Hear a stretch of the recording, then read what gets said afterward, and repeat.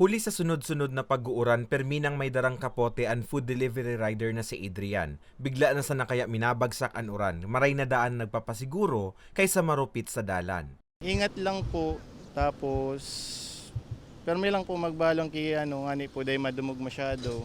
Alam po, luway-luway lang po sa dalan, ta data po masabi kung ano po pwede mangyari sa dalan pero Sigun sa pag-asa ang mga namamatean na pag-uuran ngunyan, epekto na kan rainy season o tag-uran na opisyal lang nagpuon kan Biyernes, Hunyo 2. So sa ngunyan na obserba lang ta medyo mainit mangira na yan dahil nga ni so habagat ang primerong tinatamaan niya ining sulno pa na parte sin southwest digdi kita sa nasa sirangan man kita kaya bako grabe ang epekto sa toya.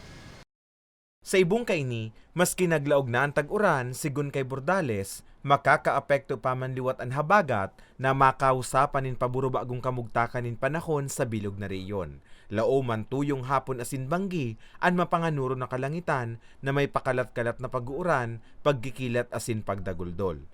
Saro pa